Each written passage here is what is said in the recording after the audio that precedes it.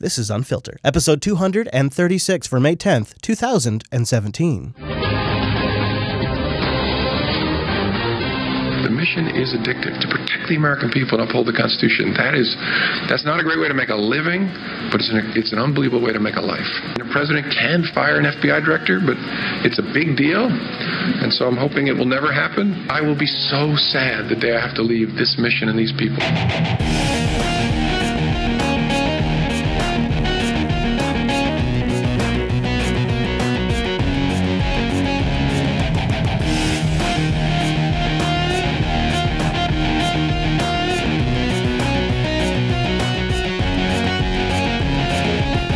Welcome to Unfiltered, Jupiter Broadcasting's weekly talk show that's saving you from all of that awful cable news you really shouldn't be watching. My name is Chris, and my friends, Mr. Chase is out this week. I know, I miss him already myself.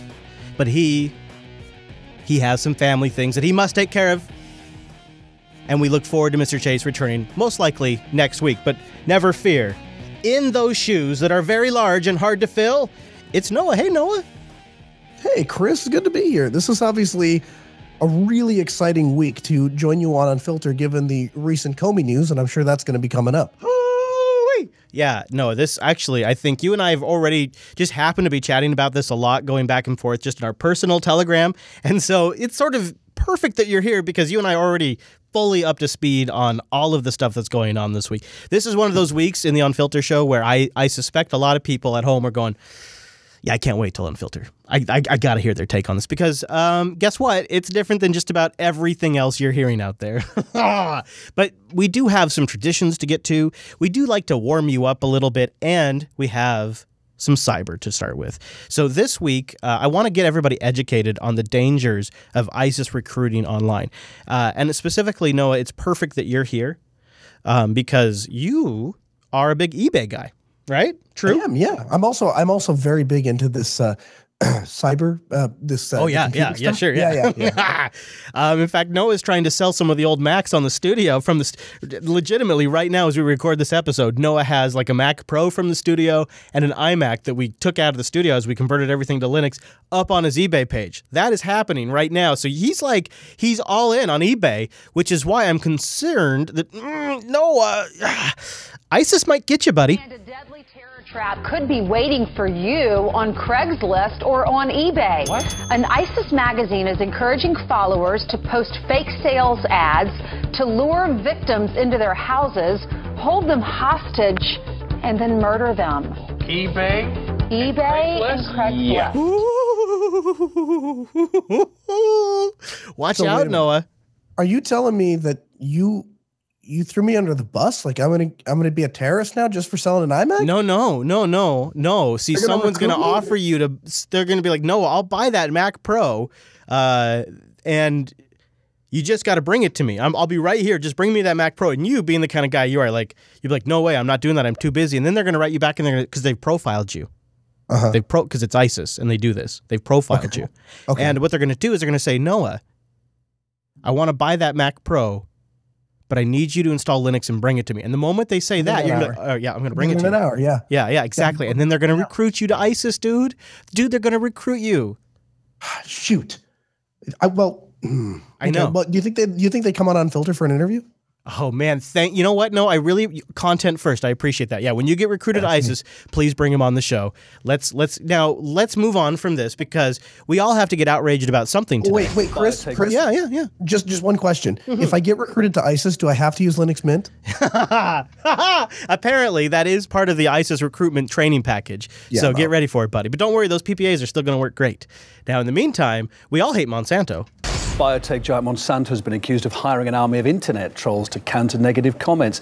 That allegation surfaced amid lawsuits claiming the company's products cause cancer, with Monsanto allegedly concealing potential risks, is the allegation.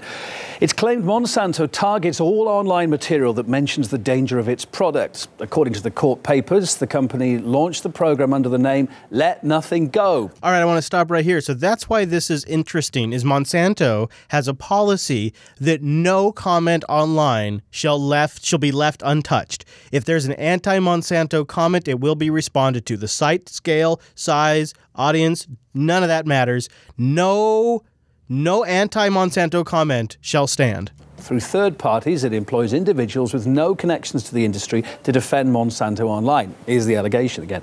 Earlier, we spoke to Timothy Litzenberg. He's a lawyer for one of the plaintiffs. This seems to me like a super, super, super scary slope.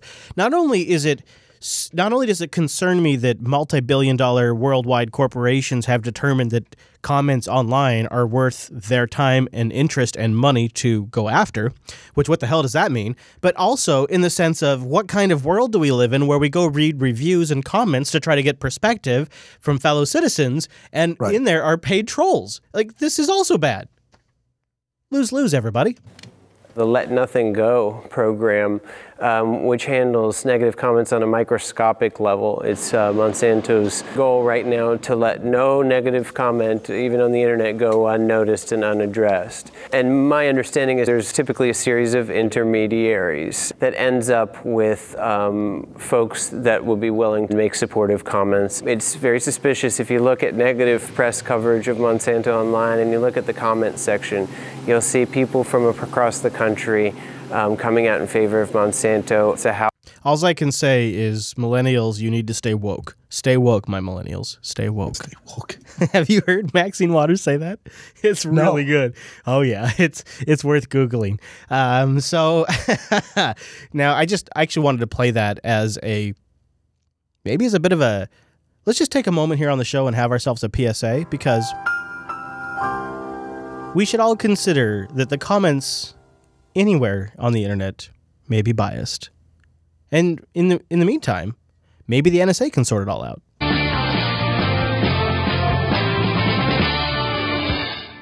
Well, 2 years ago, Congress passed legislation that was intended to curb the NSA's power to monitor Americans' phone calls.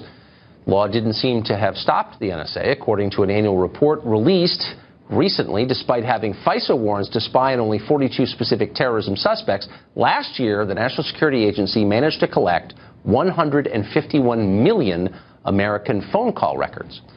What is the NSA doing, and does it justify the massive violation of your privacy? The entire monitoring system of the NSA is designed around responding to 9/11. And so this whole, like, we monitor somebody outside the U.S., and if they talk to somebody inside the U.S., we can then monitor them, and we can monitor the 5 people that they talk to. It leads to this huge number where we get hundreds of millions of people that are being surveilled under this program, all under the guise of trying to fight and stop terrorism. The same exact excuse that the UK government is using right now, This is all an accusation, but the claim is the UK government is currently planning legislation to ban encryption. A leaked document has revealed the British government's been secretly planning to effectively ban encryption, so it has unfettered access to people's private communications. Polly Boyker has details.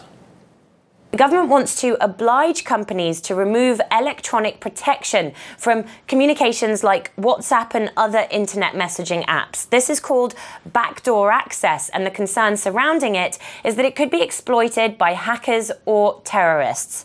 Many viewers will recall that the UK's Home Secretary, Amber Rudd, complained about encryption in the wake of the Westminster terror attack in March. There should be no place for terrorists to hide. We need to make sure that organisations like WhatsApp, and there are plenty of others like that, don't provide a secret place for terrorists to communicate with each other. We need to make sure that our intelligence services have the ability to get into situations like encrypted WhatsApp. The plan is to force internet service providers and phone companies to hand over suspects' communications within 1 day of the authorities asking for them.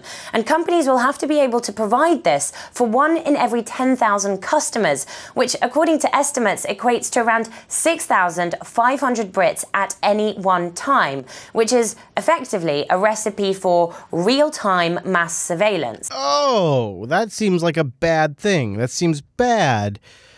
That also seems like one of these problems that will always continue to grow. It's not just in the U.S. It's not just in the U.K. It could be anywhere. It could be even. But if you take a look at the French elections, for example, again, an unclassified hearing, I'm not even in the French elections. Not going to get into specifics, but we had become aware of Russian activity. We had talked to our French counterparts prior to the public announcements.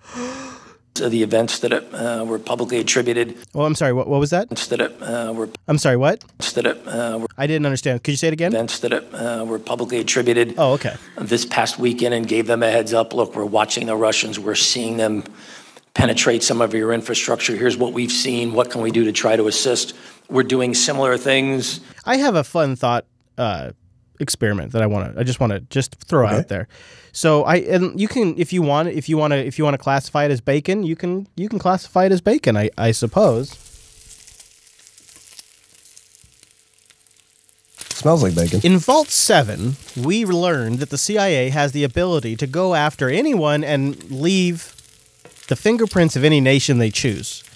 Iran and Russia and China seeming to be their favorites. Could it be that this is, again, I do not subscribe. This is another load of bacon because I don't subscribe to any of this.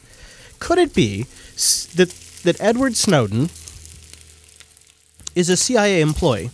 In fact, that he's still on the CIA employee list, and that he was a contractor at Booz Allen while a CIA employee, and that Edward Snowden leaked documents that hurt the NSA. And now the CIA is attacking government institutions and French government institutions and German government institutions and using tools that were revealed in Vault 7 to make it look like the Russians. And then the NSA is running around like the good little data analysts and nerds that they are and seeing Russian fingerprints and seeing Russian traffic when really the CIA is pulling all the strings all along. Could that be what's happening here? Could Admiral Rogers be telling the truth that they are seeing Russians penetrate the network, when in actuality the CIA is just simply fucking around and using the tools that they have at their disposal to make it look like the Russians? You think that's possible? Maybe. With the way that they went out of their way to vilify Edward Snowden, I feel like if he was still involved with the government at all, that would take amazing planning and foresight from people in our government. I don't know. I'm not entirely convinced that I believe they have that kind of foresight. So you think? I think it doesn't. I don't think foresight and a long-term 4D chest is what it took. What it took was what it took was a belief in the chaos theory. What it took was a belief that they have the ability to always control the narrative. What it took was an understanding that there is a war between government institutions, especially in the intelligence agency, for funding. And what it took was the willingness to expose another part of the government to accomplish goals that further another part of the government. And if that part of the government feels that their goals are more important, they'd be willing to do it. Now, that's all I feel like the recipes, that's all it would take. And that doesn't seem that big of a stretch to get to that point. And I would argue that if you have, say, control over the narrative on the CBS morning and evening news and on NBC and on ABC, if you have control over Anderson Cooper, if you have the ability to influence what the coverage is on MSNBC, then why the fuck not take the risk? You put Edward Snowden out there, job gets done, stuff gets leaked, the NSA gets trashed, nobody's talking about the CIA's drone program anymore. And then when you have these people in these institutions, when you have Mike Morrell showing up on the CBS Morning News with Charlie Rose telling us how it all is, well, Mike Morrell is a CIA employee. Edward Snowden is a CIA employee. Like, something here clicks. And now you have the NSA running around, monitoring the packets on the network, getting data that tells them it's the Russians, and they have no reason to who wants to be the person that claims it's the CIA when the data tells you it's the Russians? I'm not going to be that guy. If I'm Mike Rogers, I'm not that guy. I'm not the guy running the NSA that's going to point the finger at the CIA when the proof and the evidence tells me it's the Russians. Right. And so now I'm sitting here in Congress, and I can tell you the evidence has told me it's the Russians, and I have seen the Russians penetrating the French networks. This past weekend, and gave them a heads up. Look, we're watching the Russians. We're seeing them penetrate some of your infrastructure. Here's what we've seen. What can we do to try to assist? We're doing similar things with our German counterparts, with our British counterparts. They have an upcoming election sequence. We're all trying to figure out how can we try to learn from each other, and that's much more my NSA role than in my cyber command role. I don't know if that's what's happening, but I would put it forward as a theory that would match up with a lot of the things that we're hearing. I don't actually know if I subscribe to it, but I think it's worth considering. I also think recently it's worth considering more so than ever that Russia is influencing some of these elections and that they are actually doing something and that Russia is more complete. Yeah, well, I think it is worth considering more than we have in the past. Because you know what? I don't think that we should ever count Russia out as a as a serious player and definitely somebody we want to keep our eyes on. But I don't know. It seems like it's a far stretch to think that Russia has any real meaningful influence over elections. Yeah, outside of their geographic. Well, I guess at the end of the day, I go back to what did the Russians expose? If you accept that the Russians fished John Podesta and that the Russians got information from the DNC and that it wasn't Seth Rich, I don't accept any of that. I don't either. I can't even accept that. But if you accept all those facts, and if you accept the if you accept the quote unquote fact that Russia supplied the information to WikiLeaks, then Julian Assange specifically said that they didn't. I know, but then I guess what I don't know, because at the end of the day, what you're accepting is that they exposed the DNC and Hillary Clinton by showing the things that they were actually saying in their own emails. And it wasn't. It was not like Vladimir Putin wouldn't set up a Debian box, run an IMAP, and postfix. It's not like Vladimir Putin encouraged Hillary Clinton to connect her personal Verizon Blackberries to a personal email server. I doubt Vlad did all of that, so I can't pin that on the Russians either. So I'm kind of left. I'm left struggling at best. At best, I could argue maybe somehow some third-party Russian government associate is funding WikiLeaks. Maybe that's what's going on. It's interesting you point that out because nobody was really talking about that. We talk about the letter that James Comey wrote, and we talk about the fact that the email scandal is what ultimately led to all of this, but nobody is really talking about where that all started. Nobody forced her to use her own email. She could have stored her emails on state.gov. She, by her own choice, and it's not that she didn't know better, by her own choice, decided to set up her own email server and circumvent transparency laws. I have played clips on this show. I have played a clip of Hillary Clinton laughing at the idea that she would use email. Oh, God, why would I ever do that? So, Mike, no. I've played that clip on the show before. So she knew years before she was ever Secretary of State what was up. So let's talk about what everybody's all distracted by. We're all distracted by the Russians. We're all distracted by Flynn. We're all Sally Yates. All of this. And so I want to play a few things from the NSA director, from Mike Rogers, from his testimony on Mike Flynn. I think it's important because it gets to unmasking. Let's get started with the day's top story. Leaks and unmasking in the spotlight during yet another key Senate hearing today. This time, NSA Director Mike Rogers was on the hot seat, facing off with senators over illegal leaks and their role in the controversy around former National Security Advisor Michael Flynn. Somebody took that information that we gained through collection with Flynn and gave it to the Washington Post. Somehow it got to the media, that's clearly. That is a crime. And that's a leak, and that is illegal, yes, sir. Okay. Are you concerned about people taking the law in their own hands, no matter how noble they think the event may be? Oh, I am surprised that Lindsey Graham is giving this actually important aspect of this entire story any kind of credibility or time. Are you too? Are you surprised that Lindsey Graham is the one asking this question? Anytime Lindsey Graham opens his mouth and says anything that's remotely intelligent, I'm surprised. Yeah, like this is a genuine question. Who the F is doing all of these leaks? This is going to damage our intelligence collection capability. These are things that actually need to be answered, and surprisingly, it's him asking it. Now, Mike Rogers, I don't know if this is him feigning passion or if this is actually something he's fired up about, but he gets into it. Yes, sir, which is why I've gone to my workforce in writing and said, let's make sure we understand what... In writing, which sounds like he got...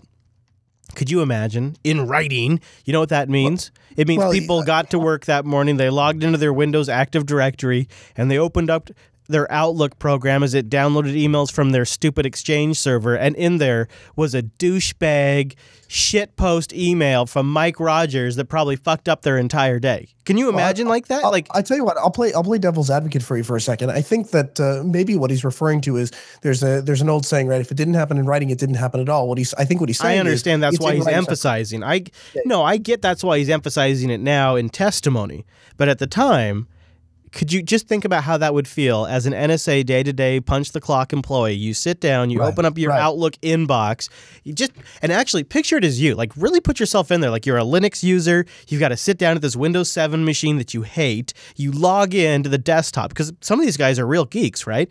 Gals. You log into the desktop, you open up the horrible, probably 2 versions behind of Outlook, and you download your email, and in that email is a shitpost from Mike Rogers talking about all of this. Like, it has got to be like the kind of thing that really starts your day out on a solid dump. And that's a leak, and that is illegal. Yes, sir. Okay.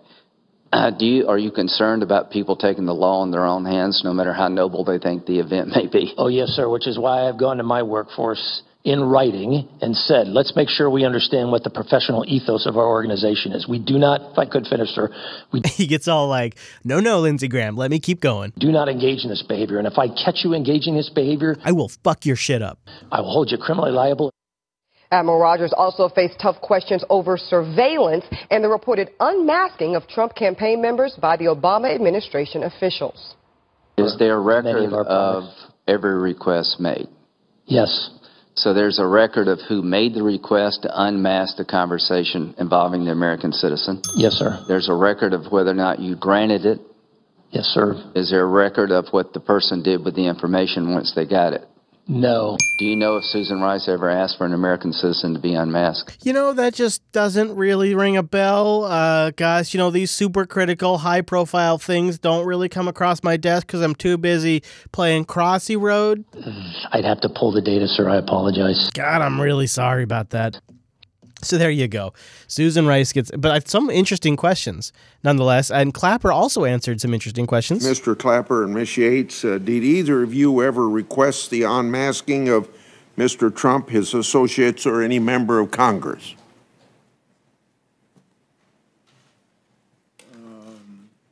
So he's about to not that I recall. Not that I recall. Actually, he's about to say yes. Oh, well, that's good.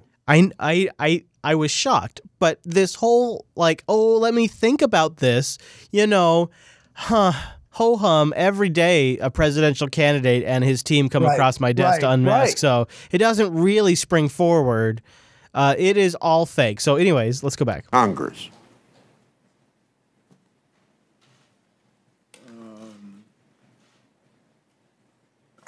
Yes, in one case I did. That I can specifically recall, but I can't discuss it any further than that. You can't. So if I ask you for details, you said you can't discuss that. Is that what you said? Not here. Okay. Ms. Yates, can you answer that question? Did you ever request unmasking of Mr. Trump, his associates, or any member of Congress? No. So James Clapper just said that they unmasked Mr. Trump and some of his associates. Like, he was wiretapped. He was essentially wiretapped, and then by unmasking it, that information was passed around the federal government to slander him. That is essentially what he just said, and it's getting very little play. Do you read all of that? Do you understand like how deep, like he just admitted that a request to unmask the names of United States citizens who were monitored by the NSA, which would be, I mean, that is a massive deal.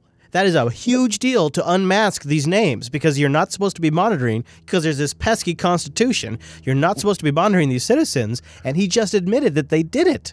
You know, and the interesting thing is that we have an entire section of the political sphere has been railing on people for Trump for suggesting that he may have that he had information that he may have been wiretapped, and yet nobody is talking about the fact that Michael S. Schmidt published the day before his inauguration that Trump himself was wiretapped, and it ran in the New York Times top of the fold. Yeah. Nobody's talking about that. I know.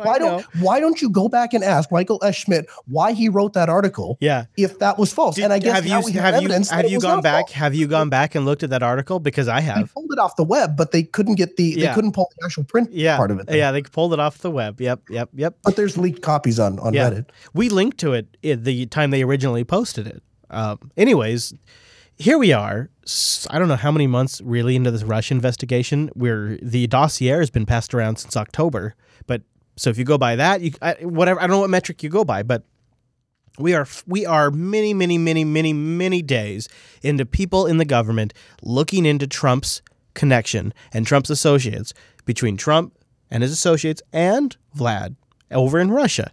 So you would think by now, there would be some kind of smoking gun. So let's bring on someone who would really know, someone who sits in on these intelligence briefings, someone who is key in the Democratic Party, Dianne Feinstein. She's going to have the official word, right? She's going to tell us what the link is. I know that you and some of your colleagues from the Senate Intelligence Committee drove over to Langley, Virginia yesterday to CIA headquarters, and you were briefed.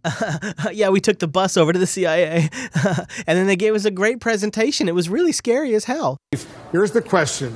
You don't have to provide us with any class. Don't worry, I don't expect you to answer any tough questions. I know that in order for me to get you on this show next time, I have to softball. Classified information, Senator. But do you have evidence that there was in fact collusion between Trump associates and Russia during the campaign? Key figure in the Democratic Party lined up on CNN with Wolf, ready to give the final killing blow to Donald Trump. Here it is, ladies and gentlemen, after 6 months of investigation, after all of this hoopla, after such a brutal election, Dianne Feinstein, key figure in the party, tell us the evidence.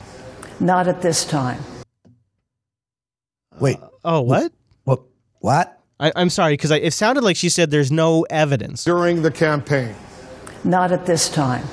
Well, that's a pretty precise answer. I know the investigation is continuing. Okay. So here we are still with no smoking gun. Maybe they just need more time. Okay, well, at least we've really, looked into stuff, I guess.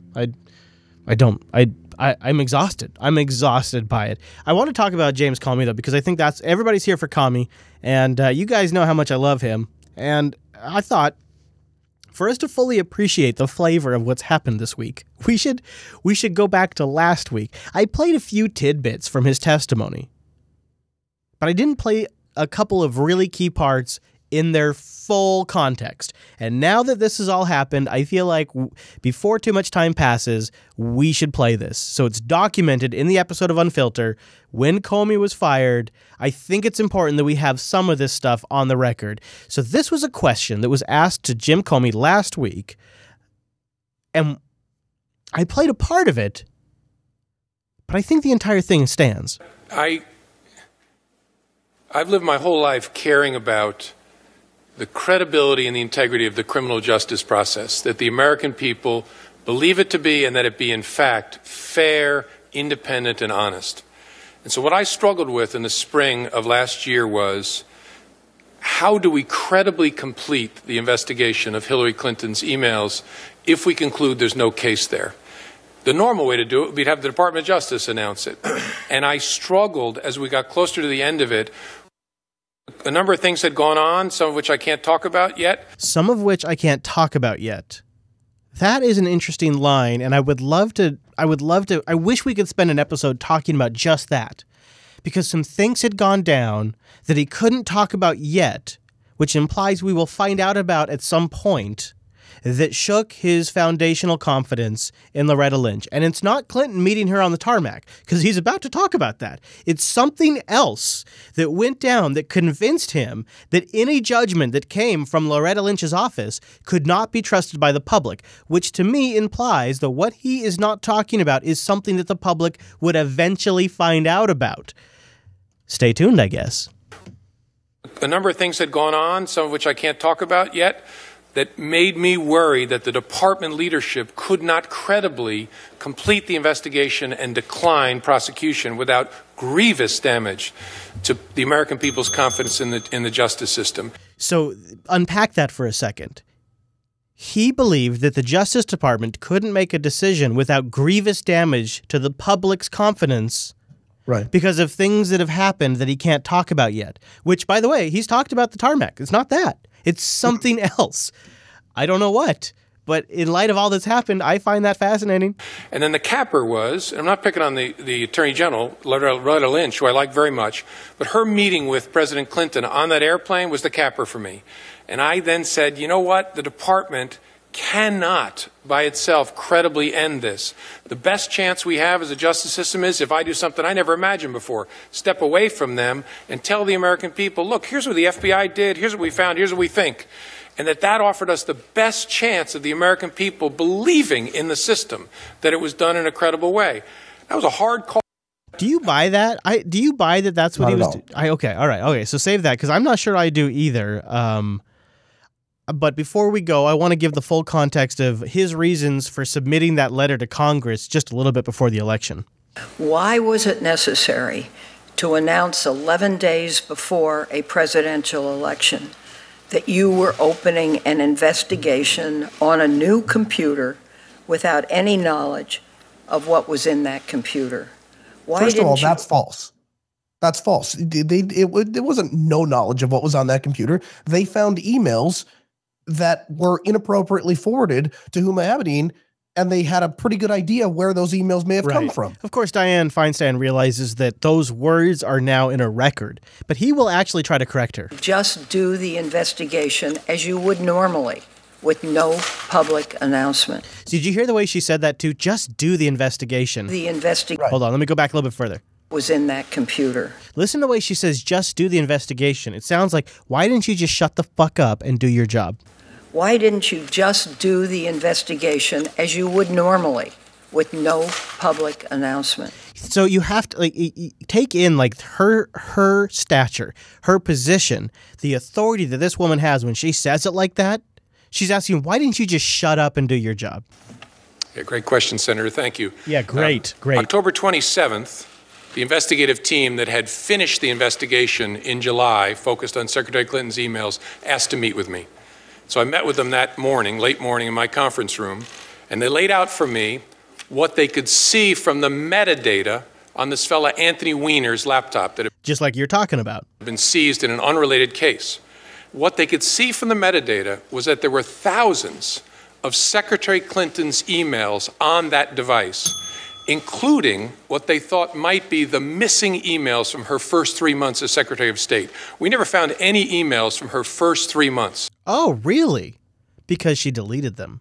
She was using a Verizon BlackBerry then, and that's obviously very important because if there was evidence that she was acting with bad intent, that's where it would be in the first 3 months. But they weren't there.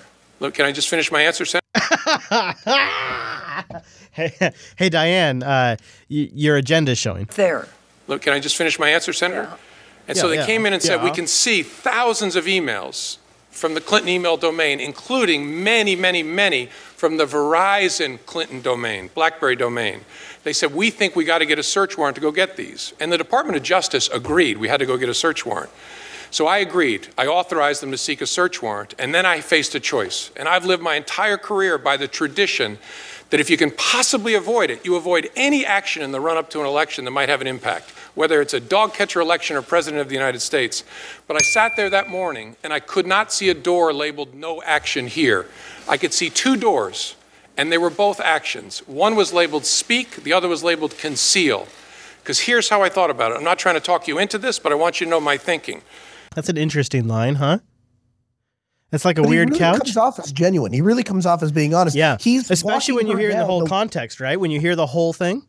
But you notice he's not struggling for words. He's not struggling to find his thoughts. He's simply walking down. This is how I arrived at that thought. Whether you agree with it or not, here's how I arrived at the decision I came to. Yeah, it is either an extremely, extremely well-practiced, well-rehearsed narrative, or it is genuinely the struggles this man went through, right? I agree. It's got to be one of those two, and I leave it up to the viewer to decide. But I'll tell you personally, and I said this last week, after watching this, he seems like a straight shooter. The only disparity that I have in all of this is I think his criteria in which he judged Clinton, the determining the intent, was a false was a false criteria. But we'll get to that. Let's talk about that later. Let's finish this up. I think all of this is ringing somewhat true to me. I'm not trying to talk you into this, but I want you to know my thinking. Having repeatedly told this Congress, we are done and there's nothing there, there's no case there, there's no case there, to restart in a hugely significant way, potentially finding the emails that would reflect on her intent from the beginning and not speak about it would require an act of concealment, in my view. Imagine yourself Like your guys come to you and they're like, oh man, no, we really think we found something here. You know, just looking at the metadata, there's a lot of Hillary emails on this inbox, and the dates, these are from dates we've never seen before. I think we've got something here. I think we've got to do this. I think we've got to look into this. And then he's either got to do it in secret or he's got to inform Congress. This is his position. And so I stared at speak and conceal. Speak would be really bad. There's an election in 11 days. I think he was prompted. Speak and conceal has been propagated now as a meme on a lot of the more left-leaning news networks. A lot of speak and conceal is getting tossed around right now. And have you ever heard that before? I mean, I'm sure it's a term that existed, but it's not been a common phrase. And now I'm hearing it a lot since this particular use of it. But I wouldn't put it past him to have been coached to some degree. And from the beginning, and not speak about it would require an act of concealment, in my view. And so I stared at speak and conceal. Speak would be really bad. There's an election in 11 days. Lordy, that would be really bad. Lordy. Concealing, in my view, would be catastrophic. Not just to the FBI, but well beyond. And honestly, as between really bad and catastrophic, I said to my team, we've got to walk into the world of really bad. I've got to tell Congress that we're restarting this, not in some frivolous way, in a hugely significant way. And the team also told me, we cannot finish this work before the election. And then they worked night after night after night, and they found thousands of new emails. They found classified information on Anthony Weiner. Somehow, her emails are being forwarded to Anthony Weiner, including classified information. Somehow, Huma. By her assistant, Huma Abedin. And so they found thousands of new emails and then called me the Saturday night before the election and said, thanks to the wizardry of our technology. You know, those IT wizards. We've only had to personally read 6,000. We think we can finish tomorrow morning. God. Sunday. And so I met with them. And they said, we found a lot of new stuff. We did not find anything that changes our view of her intent. So we're in the same place we were in July. Since we're still using the same bullshit criteria. It hasn't changed our view. And I asked them lots of questions. And I said, okay, if that's where you are, then I also have to tell Congress that we're done. So that was, but you know what? I'll accept that as his reasoning. It seems to make sense, right? Mm-hmm. But I think by that criteria, yes, he's telling the truth. The issue that I have with it is I don't find the criteria of intent to be credible. Program material, isn't that in and of itself a violation of the law?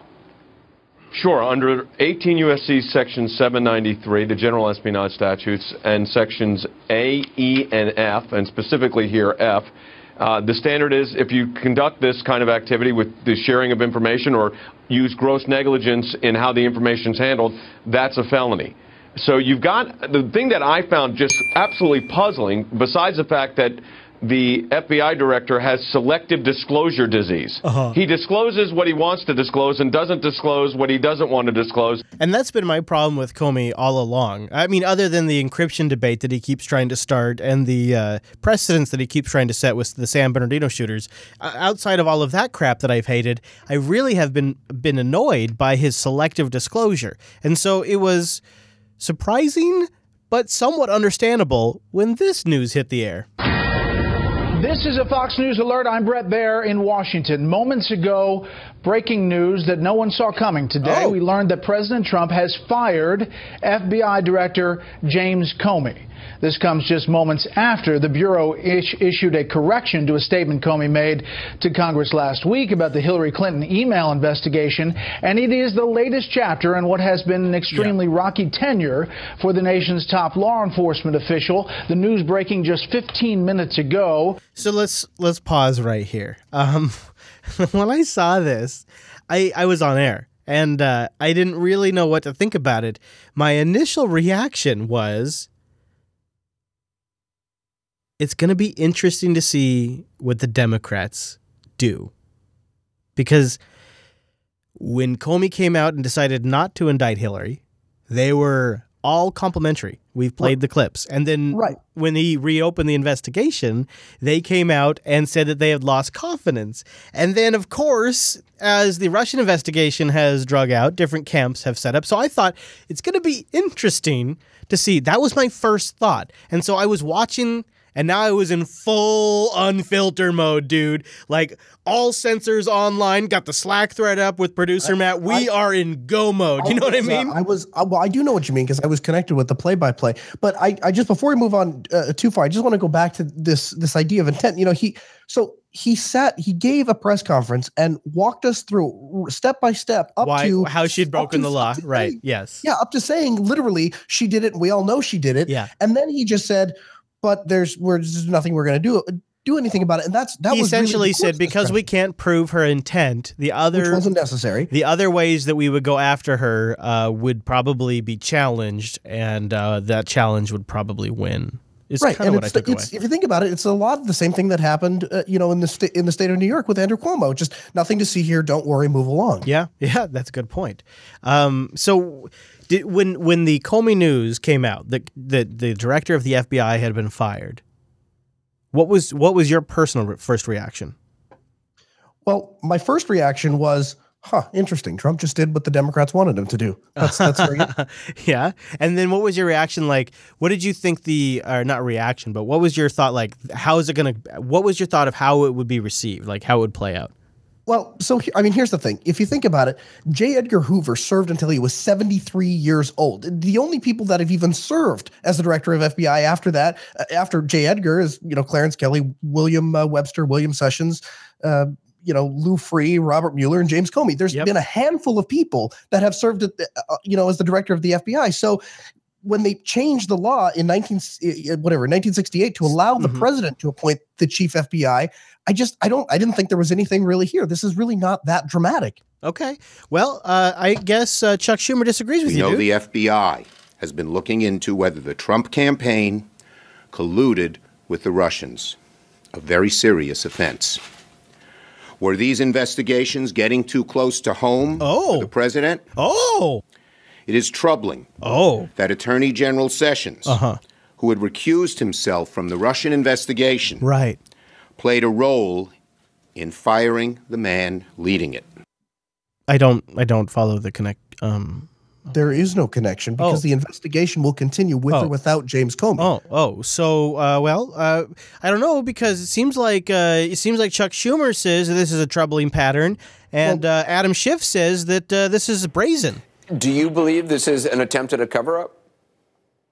I don't know if I would call it a cover-up, but it's a brazen interference with a criminal investigation. After all, the president calls this whole investigation a fake, and here he had a FBI director who, for all of his other flaws, and I agree with a lot of criticisms about how he handled the Clinton email investigation, nonetheless was seriously looking into whether Trump associates colluded with the Russians. Yeah, so Adam Schiff, Chuck Schumer, Maxine Waters, they're all pretty convinced it's bad.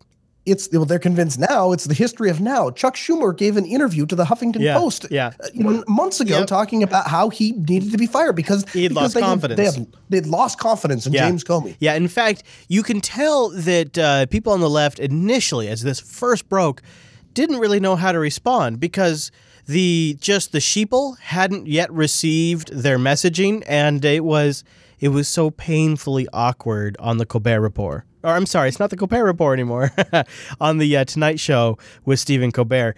Watch as the audience cheers the firing of Comey. Now, Stephen Colbert recently has really kind of made a name for himself being an anti-Trump show. So his audience is not the biggest Trump fan, and he announces the firing of James Comey on the show here. Huge story that broke just minutes ago, like less than 10 minutes ago.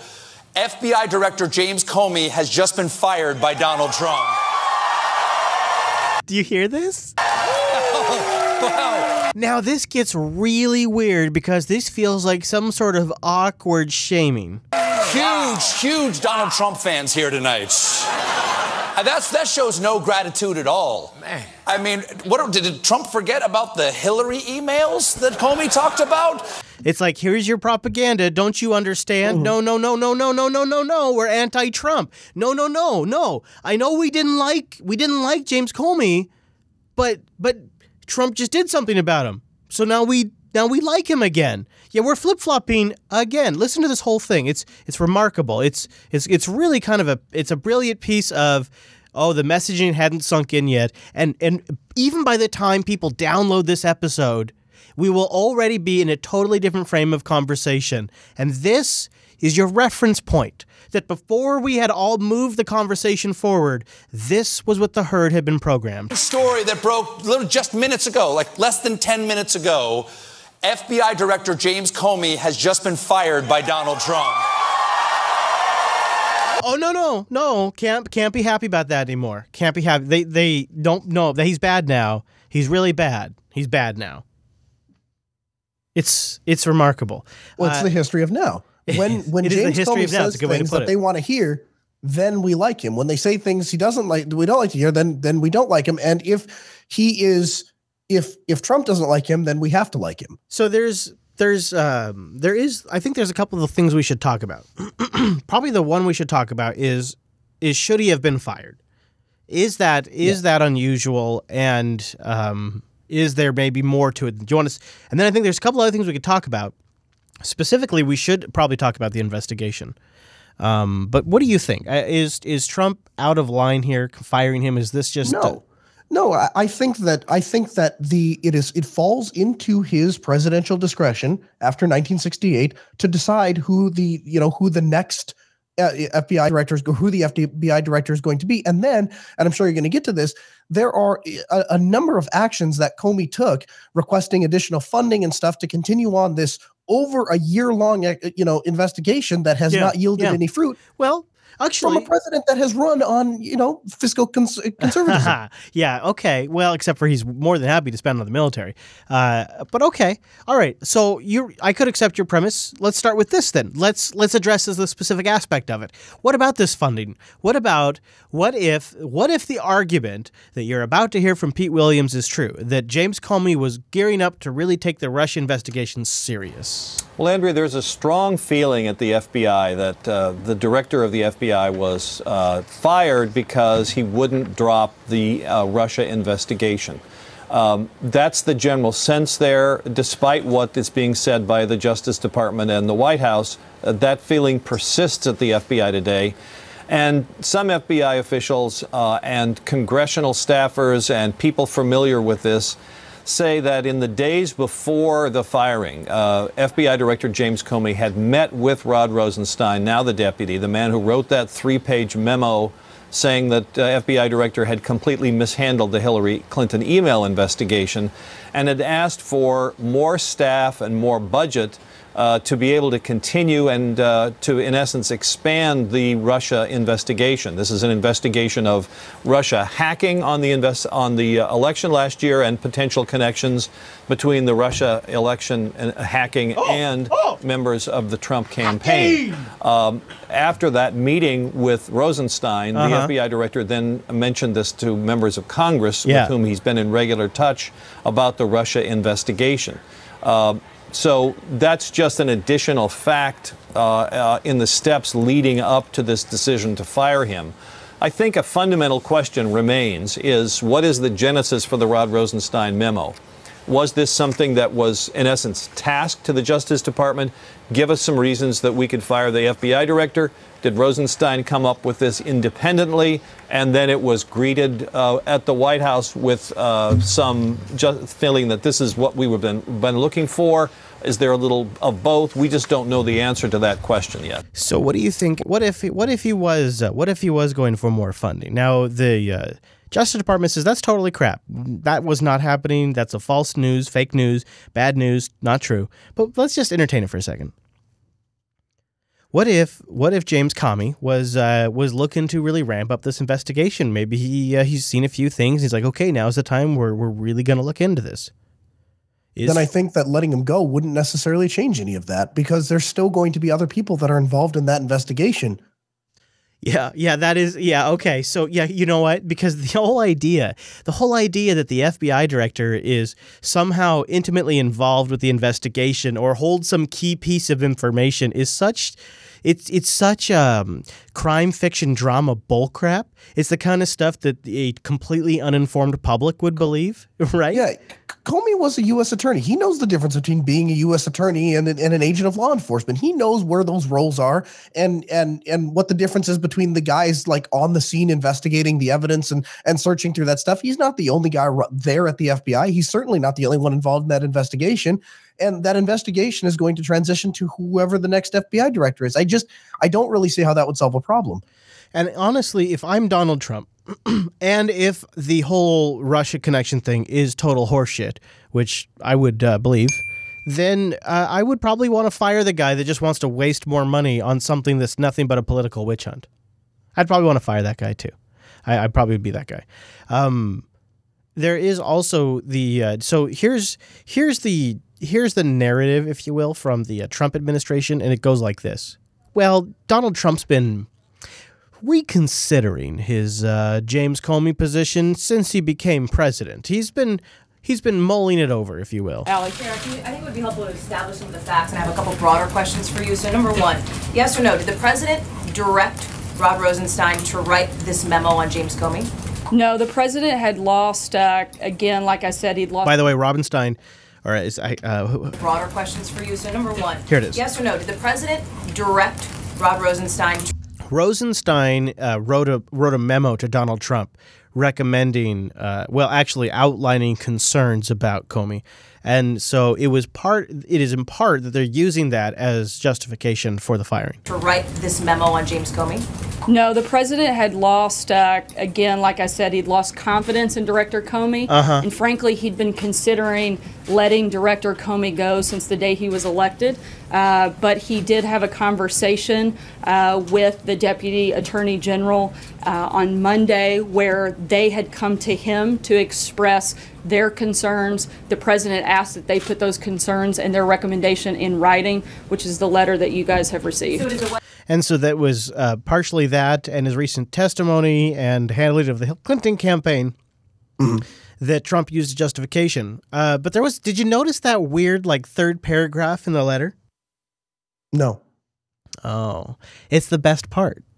It's the part where Trump says, basically, thank you for confirming 3 times that I'm not under investigation. Did you hear about this? No. If you read the letter, it's awkward. It's just sort of shoved in there. Donald Trump just sort of ham-fistedly says, thank you for acknowledging 3 times that I am not under investigation for my ties with with Russia by the FBI. And it just felt extremely forced. I don't know.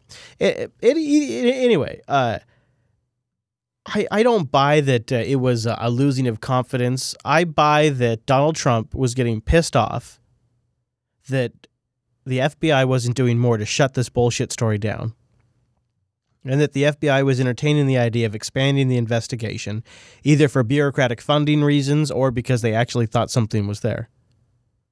I think he thought it was a waste of money. Yeah. And frankly, I think he's right. And I think if it was just money, it probably wouldn't be enough.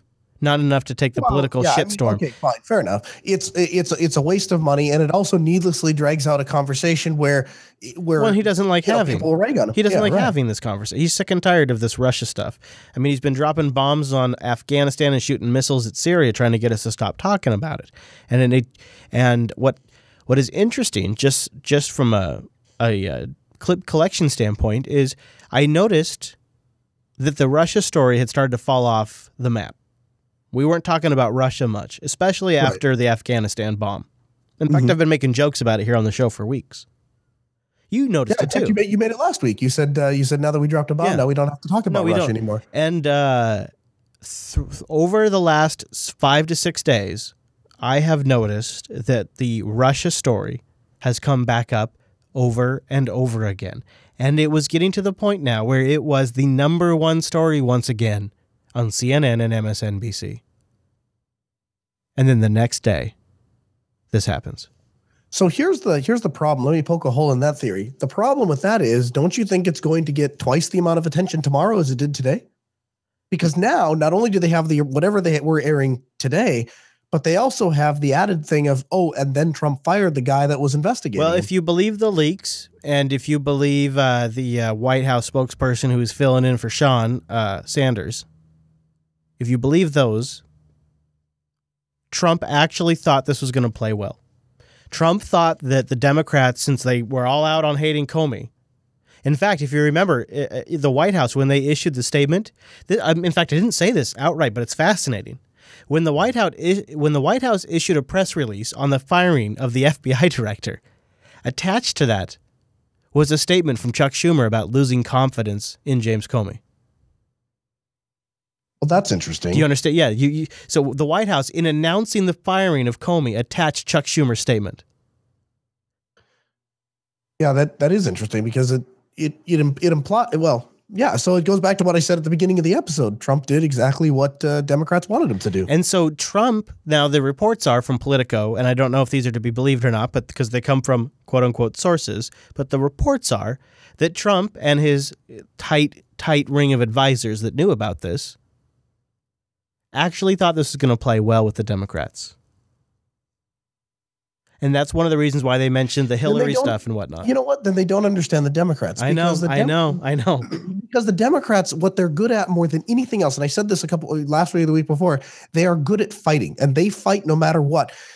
And this gives them ammunition to fight. Dude, within hours of the news, the Democrats had a unified message from Chuck Schumer, Adam Schiff, and Maxine Waters. They had messages they had people on CNN within hours, man. They were on point with a message. Let me ask you a question. Was it the same message that they had back when Bill Clinton fired William Sessions? I'm just wondering if the same outrage was there. No, was different outrage. No, I tried to dig around for some of that outrage and I couldn't find any, it turns out. Yeah. Okay, so this is Nixonian then, because isn't that interesting? The whole Nixonian stuff, all those ties. Well, that's what I've been reading. Every time I turn around, it's Nixonian that Trump would just fire the director that was investigating. It's just ridiculous. You know, there's a saying in Washington, D.C., if you make enemies on the right and you make enemies on the left, you're probably doing something right. And there you go. And James Comey was making enemies on the right and making enemies on the left, and so I think Trump did the calculation that this guy's pissed off both sides, and he's not letting off on this Russian stuff. I have been watching stories for weeks that the Trump administration and people on Trump's team have been trying to get Comey to come out and just shut all this Russia stuff down and just say it's all crap. There's no fire with any of this smoke. They've been trying for weeks because they genuinely believe it, and he wouldn't do it. You know what? Here's what I would say. If I were in Trump's campaign, if I was sitting close to him, I would, and I was sitting, in front of James Comey, I would say, do one or the other. Either come out and say there's nothing here, or show us what's here. Come out and tell us here's what's here. But this endless witch hunt doesn't seem to be yielding anything. And if there was a tie, you think it'd be pretty easy to find it by now. Yeah, you think they would have found something by now. This whole thing is so funny because I didn't know how to predict what the response would be, but I knew the response was going to be crazy, and that really is the state of our politics right now. And so I'm watching all of the news coverage of this, and we're going to have a little more in the overtime if you want to stick around. It's been fascinating to watch them evolve a consensus on why this is bad, and it's been very, very clear where Fox News lies and where every other news network lies. It's been fascinating because when the news first broke, Tucker Carlson came on the air and said, everyone in D.C. doesn't like Comey, and they've all been waiting for this. And when Out Front came on the air, it was, this is something that doesn't happen in democracies. This is something that only dictators do. And it's such a such a stark difference in coverage. Just out of curiosity, what does democracy have to do with a position that is, he doesn't run for election. Simmer down now. Come on now. We're outraged. Did I get lost in the minutia? No, you need to get caught up in the outrage, okay? Oh, okay. I'm sorry. Let me rely on my feelings a little bit more and less on my brain.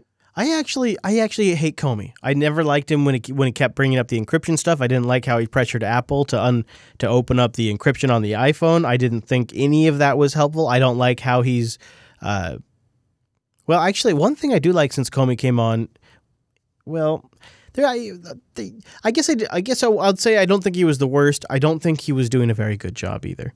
So I'm not surprised Trump fired him, and he is within his power to fire him. So wow. I mean, Trump does stuff just every week that honestly you'd never expect. I mean, really, did you see this coming?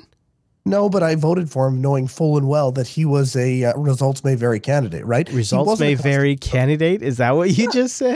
That's what I called him. That's what I called him from the beginning, because he wasn't a constitutional conservative. I had no idea really what he stood for, and he said things that were kind of crazy and off the cuff. But the one thing I was hoping for is that his business sense of getting things and winning sense would lead him to the same conclusions of a candidate that I would have gladly voted for. And frankly, for the most part, I've been pretty happy with his decisions, up to and including firing James Comey. If he thought it was time for him to go, it's time for him to go. There's only one way to top all of this, and it's Vladimir Putin. And I present you, Noah, and I know you're not, you're kind of new to the show, so this is, I have to introduce you to what I consider to be peak Putin. Peak Putin. CBS News, always trying to get the most up-to-date information from the world's leaders, cornered Vladimir Putin literally on his way to go win a game of hockey. I assume he's going to win because when Putin plays, he tends to win. And so CBS News catches Vladimir Putin in hockey uniform and asks them about the firing of James Comey. Whoa, hi there. Loud clip. Thanks, CBS.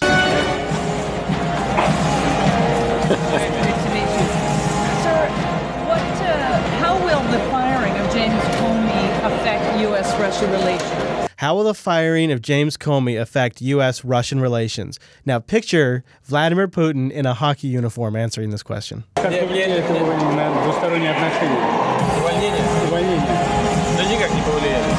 He shrugs his shoulders.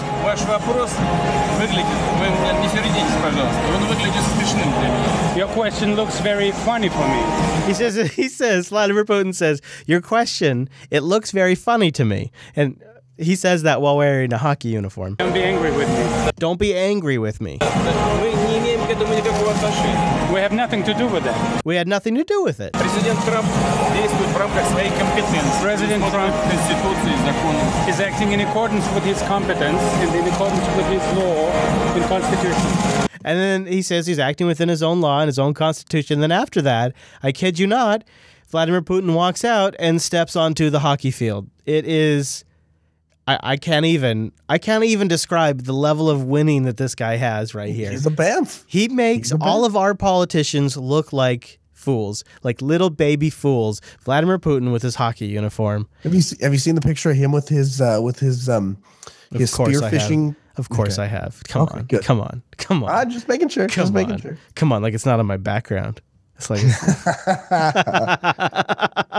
God, that'd be worst. That'd be so bad. Could you imagine if I had Comey or if I had Putin on my background and then I put that on the stream? He might just pop up there someday. You never know. Okay, so you're all in. You're all in on him firing Comey. How are you feeling about Trump's Middle East policy? A little bit of Middle East. Yesterday, the president authorized the Department of Defense to equip Kurdish elements of the Syrian Democratic Forces as necessary to ensure a clear victory over ISIS in Raqqa, Syria. Oh, so we're going to arm more terrorists with links to terrorist groups in Syria. Yes, the SDF, partnered with enabling support from U.S. and coalition forces, are the only force on the ground that successfully seize Raqqa in the near future. Okay. We're keenly aware of the security concerns of our coalition partners in Turkey. We want to reassure the people and the government of Turkey that the U.S. is committed to preventing additional security risks and protecting our NATO ally. Oh man, this gives me heartburn even just hearing Spicy Sean talk about it. And of course, it doesn't just stop there in Afghanistan, or I'm sorry, in Syria. We also have to step up our role in Afghanistan.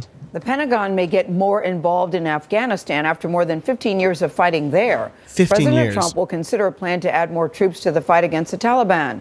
The plan would increase the number of American and NATO forces in the country. Margaret Brennan is at the White House with what's next in the fight against the insurgents. Margaret, good morning. Hi, Margaret. Good morning. Well, recommendations from the president's top national security advisors will land on his desk this week, which he seems to just be rubber stamping. And it puts in front of President Trump a key decision of whether to expand the U.S. military role in Afghanistan, already America's longest war.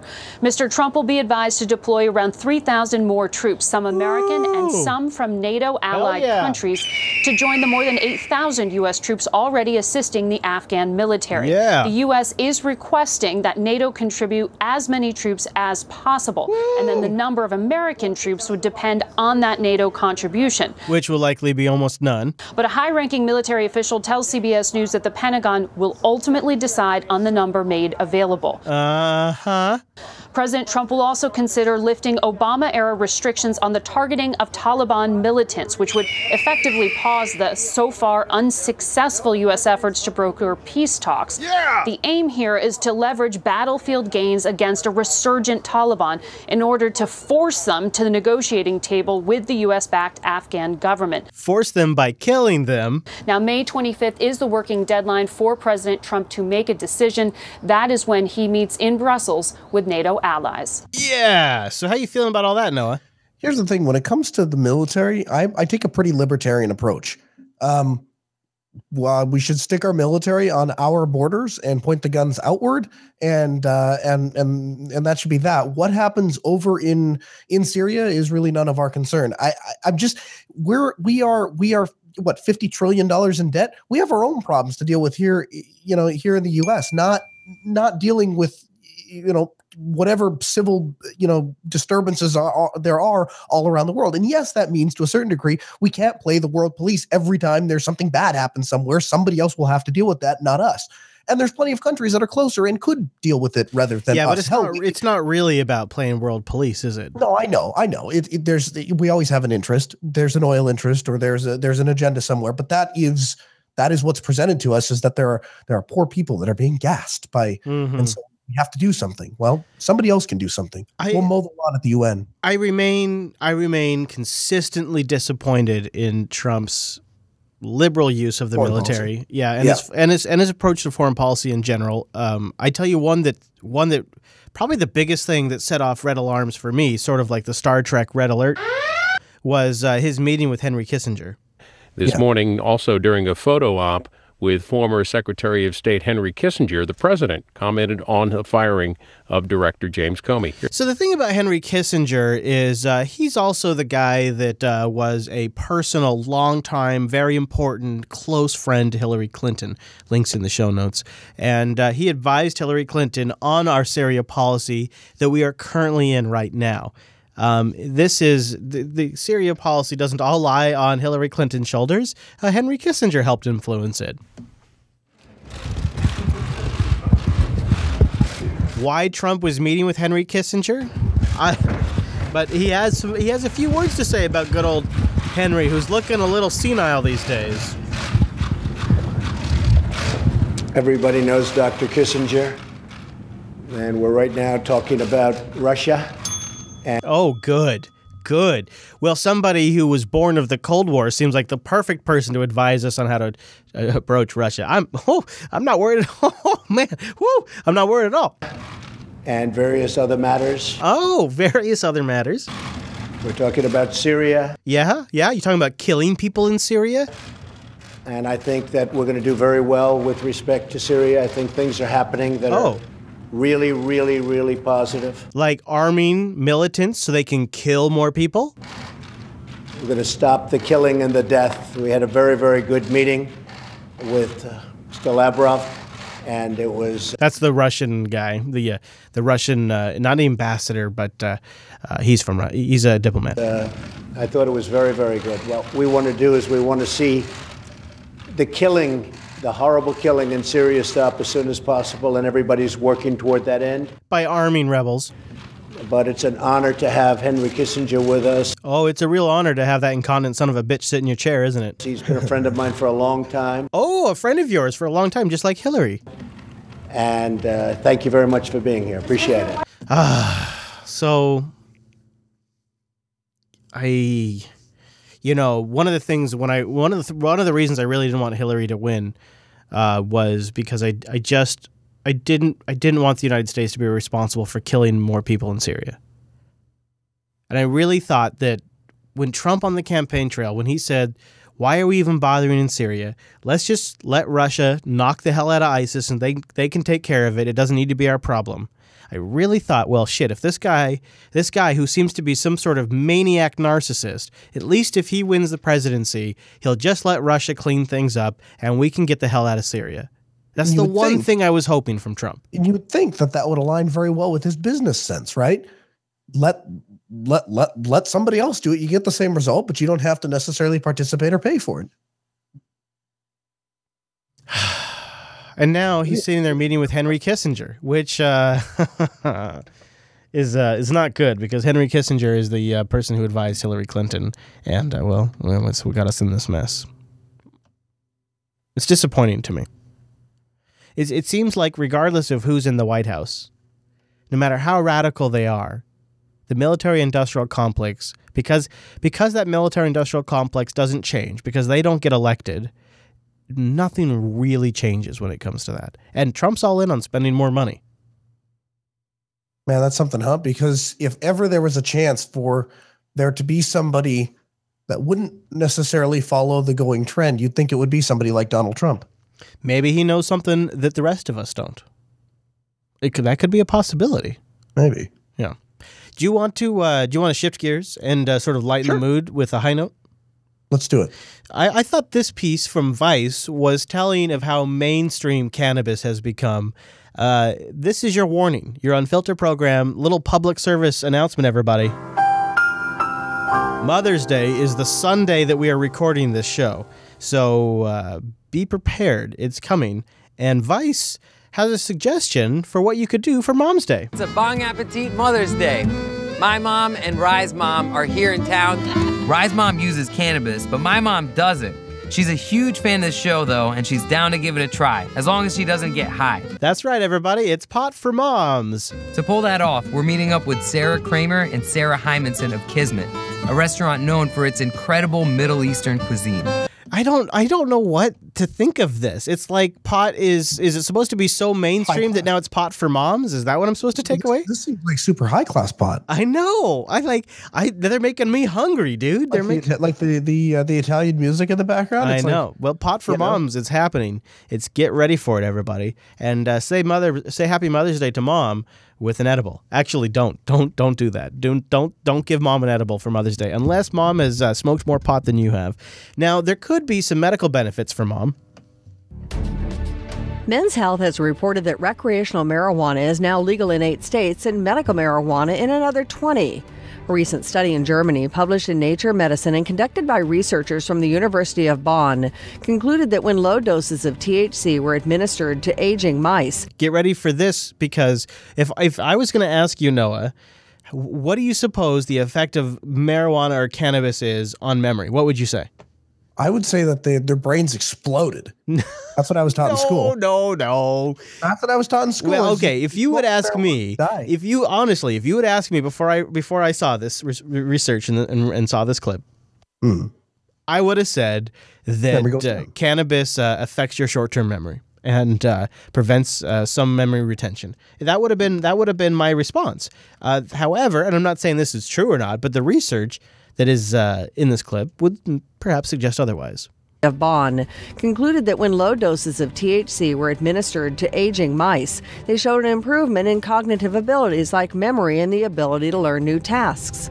Zamil Kader, an associate professor in clinical neurosciences at Oxford University, who is also involved in the cannabis research project, told Newsweek that the findings indicate a possible role for that compound in memory and cognition, which is relevant to disorders such as Alzheimer's and other dementias. Isn't that interesting? Maybe everything we've been told is wrong. It's possible. It's worth considering. It's also worth being skeptical of reports. You got to get multiple research. We'll have some more information in the show notes. And that information is available on Unfilter.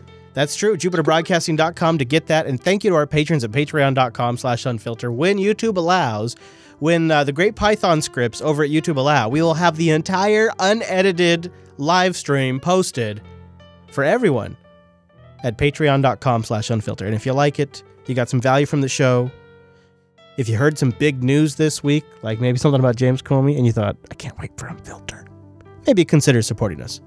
Patreon.com/unfilter. Mr. Noah, where should the good folks find you throughout the week? At Colonel Linux on Twitter, at Ask Noah Show. Ask Noah Show is Mondays at 6 p.m. Central at jblive.tv. Yeah, in fact, if you're trying out Linux, you got a question, just ask Noah. You can get. You want to join ISIS and use Linux Mint? We'll show you how to do it. Yeah, but really, or if you have somebody who's switched to Linux and they have a problem, have them ask Noah. You can give out that phone number and have him call into the show, and he'll help you. You know what, Noah? I've also noticed, like, you'll go the extra mile, too. If you can't answer it on the show, you'll try to get the answer for the folks, too. Yeah, we want to help people, one way or the other. I got a new show in the works. LinuxActionNews.com. Don't use the WW. It's for fools. Actually, I think the Fireside, it's a problem over there. I got to talk to Dan. But in the meantime, go to LinuxActionShowNews.com. LinuxActionNews.com, no show. LinuxActionNews.com. Go over there, get an RSS feed. The new show is launching very, very soon. If you're not subscribed to User Air yet, you can get more Noah and I together on the User Air program. And also, if you want to give input to this show, unfilter.reddit.com is where you go. Unfilter.reddit.com. Thanks for being here. We'll see you back here next week. See you then.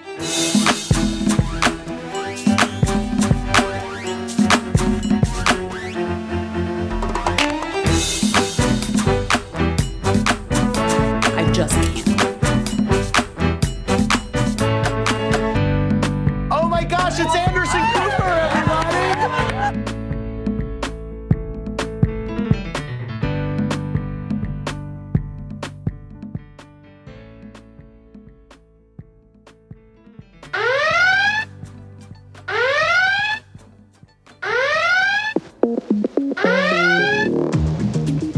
Welcome to the Unfilter Overtime. Don't listen to those other guys. The show's really just getting started right now.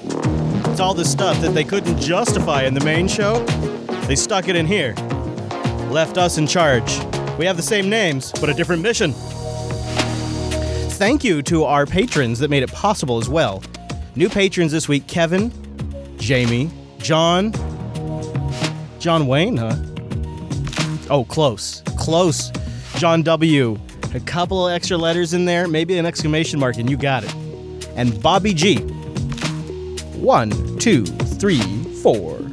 4 new patrons.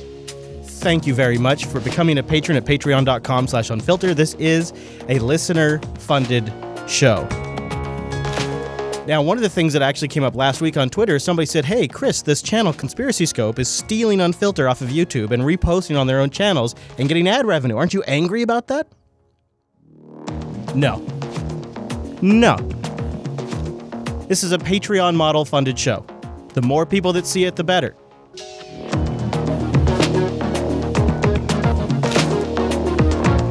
It's a record for the people, funded by the people. If this week, when the James Comey news came out, and you're like, I can't wait for Unfilter to talk about his ass getting fired. And if you're not a patron yet, you might consider it. It's probably a sign you're getting some value out of the show. Patreon.com/unfiltered. Now, because I don't believe in giving the brown bear any time off, Noah joins me back here for the overtime. Welcome back, Noah. Hello, thank you for having me. Hello, sir. So I know you've been around now a little bit for the overtime, so you kind of have an idea of how this works now. So I don't got to brief you. Yeah, I don't got to brief you. But you know how I like to start with the Oh Nancy segment. Let's do Oh Nancy. Yeah, Oh Nancy's great, and I got some great Nancy stuff. I got some Maxine stuff. This is really what I consider this to be is the documentation of the corruption of the establishment wing of the Democratic Party. These are the people causing the Democrats to lose all of the things. Now, I'm going to give them credit this week, because these are also the same people that were so amazingly on top of and concise with their message after Comey was fired. So this week really demonstrated why this group is in power and what they're good at. But now let's take a look at what they're not so good at and why they are rot for the Democratic Party. I don't really have to set this one up much because you'll barely understand it, and that's the point. Trump Care means heart-stopping premium increases for Americans in anything from asthma to cancer, and the list goes on along the alphabet. And she kind of had this weird twitch on her face when she says that. The fight against Trump Care is the fight for children. You've heard me, many of you, talk frequently about Zoe. What did she just say? Could you tell me what she just said, Noah? It's a fight against. It's a fight for children. And then what'd she say after that? Do you have any idea the words that came out of her mouth? Mutter, mutter. The fight against Trump care is a fight for children. Okay, now listen to this part because I have no idea what she's saying. You've heard me, many of you, talk frequently about Zoe Madison. You've heard me So you heard me maybe talk about Zoe Madison. Is that what she said? Maybe it's a maybe. Oh, maybe. You've heard me, many of you, talk. No, many of you, not maybe.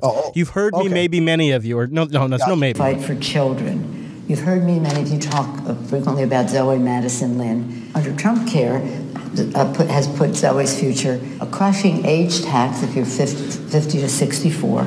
You get the idea, right? So another stellar performance by Nancy Pelosi.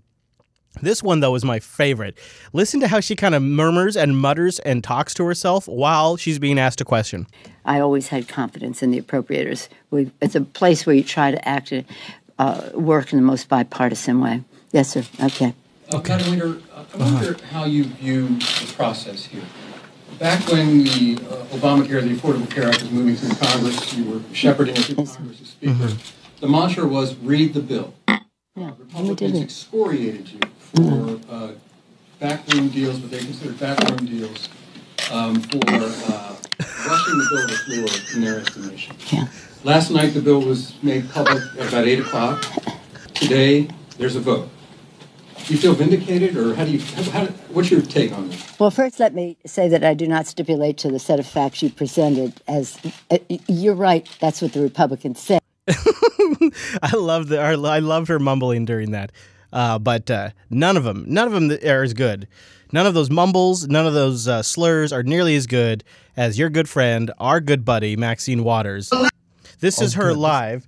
And she didn't know the cameras were going, so she's a little more loose with how she feels about things. Not allow ourselves to be shut up or shut down by anyone, especially this disgusting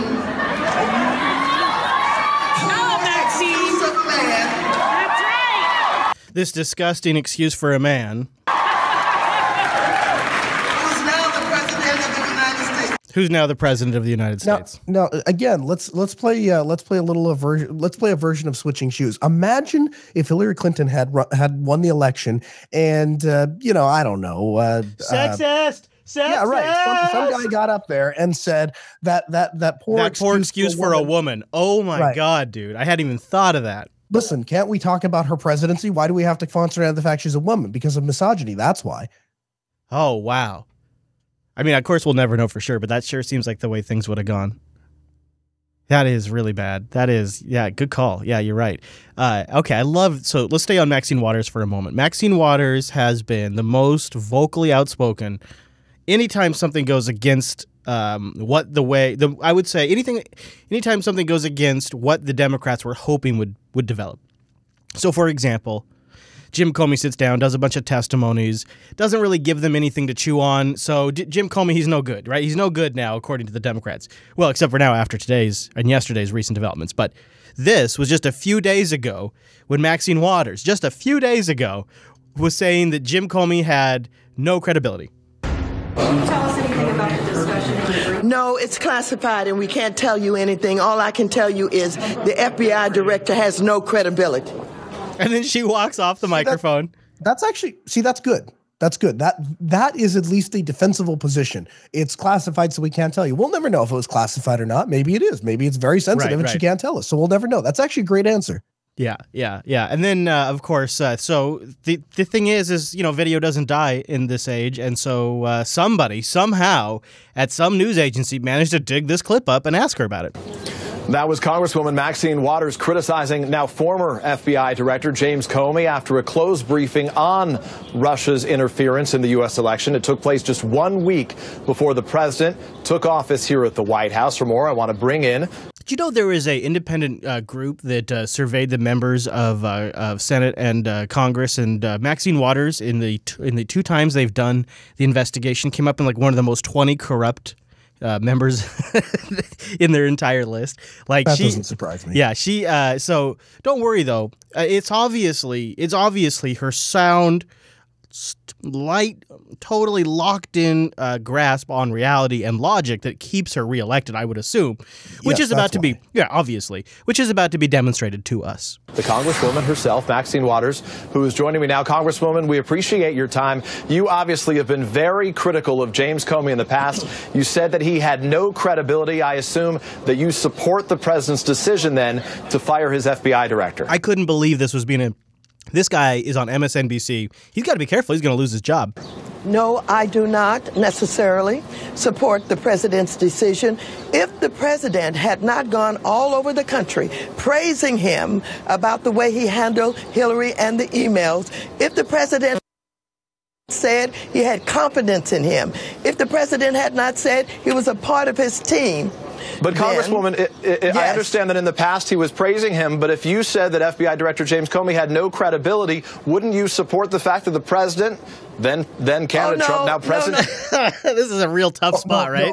No, now that was before. This is now. It's history now. That was before. Don't pay attention to what I said before. Pay attention to what I'm saying now. He doesn't understand. Then candidate Trump, now President Trump made the decision to get rid of him? No, not necessarily. And let me tell you why. You have an investigation going on where the president is implicated. And this is a serious investigation. I've been trying to get people to focus on this connection with the Kremlin and with Putin. I have a resolution that I introduced in February. I think there's enough there that we know about the Kremlin and about Putin to be concerned about whether or not there was collusion. So to be clear, you think... I believe that they should have to connect the dots. Oh, yeah. Get the facts, because I think it will lead to the impeachment of this president. Wow. She's even dropping the impeachment in there. So my favorite thing about this is, so two things. One is, my favorite thing about this is that I'm glad that we acknowledge that when the director of the FBI leaves, then all current investigations are suddenly dropped, and just anyone that was under investigation, they get to go free. And then we start all over again. When the new director gets there, he'll decide if anyone is going to be investigated or not. That's how the FBI works, right? It's not like cases carry on from one director to another. But my second thing, hold on before you go further. The other thing is too there is other investigations going on by the House. Of course. So it's not like there's only one investigation happening. Right. The investigation will continue with or without Comey. So, Congresswoman, respecting that, to be clear, you believe it would have been better to keep in place an FBI director who you said had no credibility to oversee this investigation than to find someone who you think would be a better choice? Wow, that's a great question. No, but I believe the president thought that. Don't forget, you're talking about what some Democrats said, what I said, but don't forget, he was the president. The president supported him. He had confidence in him. It was within his power. And but you said he had no credibility, so it would seem to make sense that he should get rid of him. I love that he's asking this. Now get ready for this, because there's some confusion that's about to happen. No. Under investigation, this president basically has interfered with an investigation where he may be implicated. That's outrageous, and that's why we're having so much of a conversation about it today. Everybody is talking about it because this is highly unusual. The bottom line is that you think an FBI director without credibility would have been best served in this position to try to pursue this investigation. I think if the president had fired him when he first came in, he would not have to be in a position now where he's trying to make up a story about why. It does not meet the smell test. Understood. So if Hillary Clinton had won the White House, would you have recommended that she fire FBI Director James Comey? Well, let me tell you something. If she had won the White House, I believe that given what he did to her and what he tried to do, she should have fired him. Yes. So she should have fired him, but he shouldn't have fired him. This is why I'm confused. No, you're not confused. Yes, he is confused. If the president is implicated in an investigation... I am confused. All right, we'll save it there because we already covered it in the main show. But I thought that was a great clip. Now, here's CNN getting a little called out after their analysis of the Comey firing. So at no time did he turn to the president and say, you know, it would be inappropriate for you to fire the head of the FBI when the FBI is investigating your campaign, by extension, your White House, for colluding with a foreign power. That is itself absurd. How is that absurd? You've ever run an agency that runs investigations? Isn't it interesting how bad their audio is? I mean, isn't it interesting to you as two guys who've just been spending 2 weeks working on a studio that as soon as this guy raises his voice, you can hear the fan and all of the room noise in this? I mean, from a pure, just like raw production standpoint, how are they not better than this, do you think? I think probably it comes down to they put lapels on everyone and then they gate them as best they can and hope for the best. Power. That is itself absurd. How is that absurd? You've ever run an agency that runs investigations, which I have? Oh. That person does not day-to-day run the investigation. Oh! They are not in charge of the investigation. Oh! They manage the personnel, and that's I'm sorry, it. no. Now, what I love about this is instead of being, oh, great point, you have experience, you know what you're talking about, Kenneth really must have pushed some buttons here because the CNN panelist, Jeffrey or whatever his name, I don't think it's Jeffrey, you could watch him, something happens and something flips in his head, something switches, and he wants blood. They are not in charge of the investigation.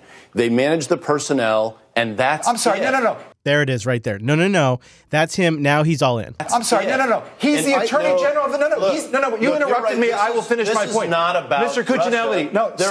You're getting on talking one at a points. time. And this is what the cable news always devolves into whenever they try to have a conversation. It's just gross.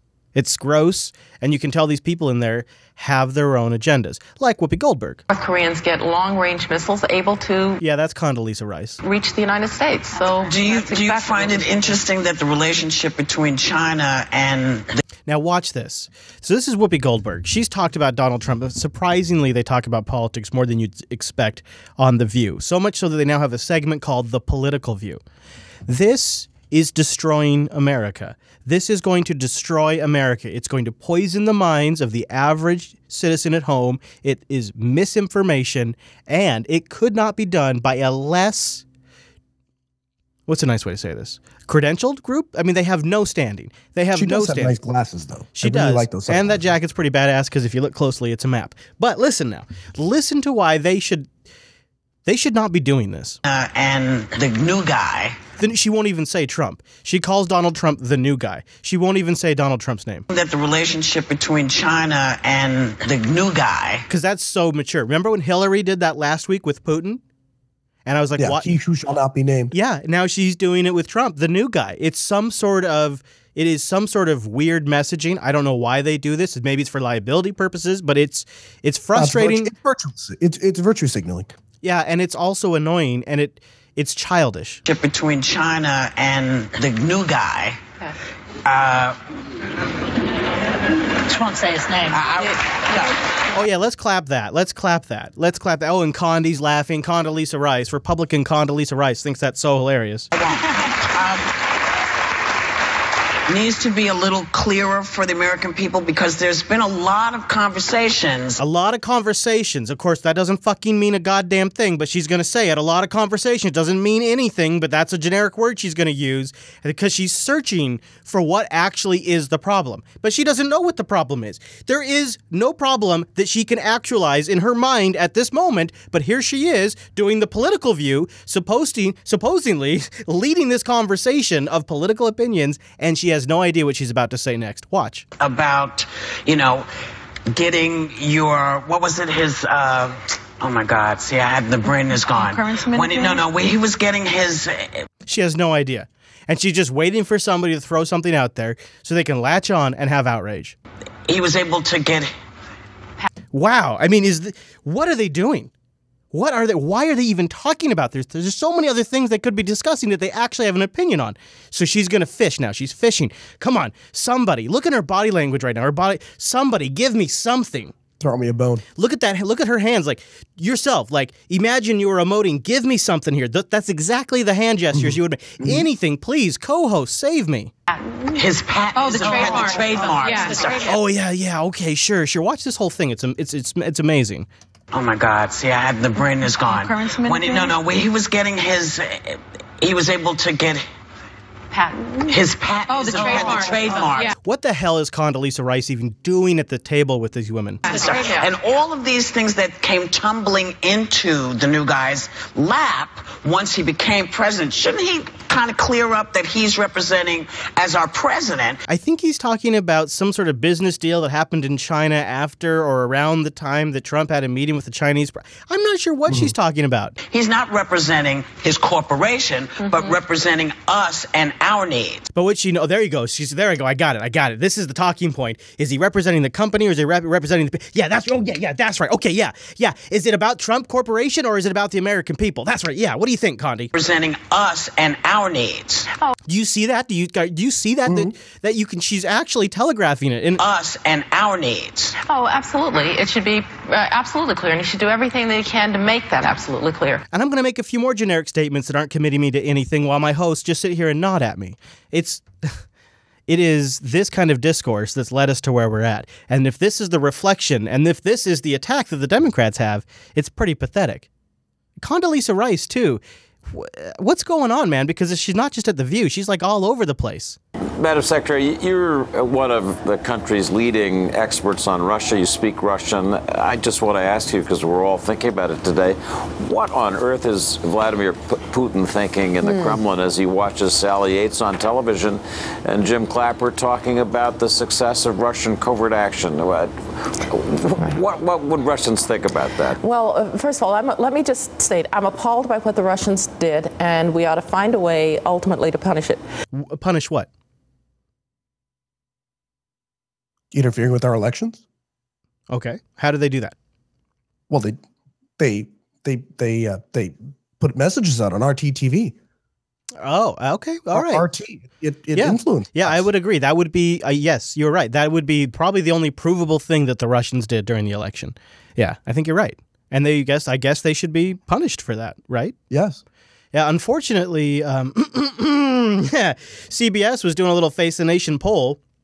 And if you're familiar with video editing, you'll recognize some cuts in here where they had to shut people down. But the people, they're not as fooled as we're led to believe. Jack, what does the Democratic Party mean to you right now? Well, the Democratic Party seems to be lost.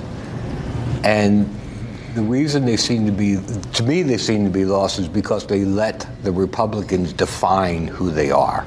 Connie, if you were giving an instruction manual to the Democratic Party to get their act together, what would you tell them to do? They have to define who they are. They have to have a backbone about standing up for it and not be bought out by anyone or swayed because they think they might lose their office.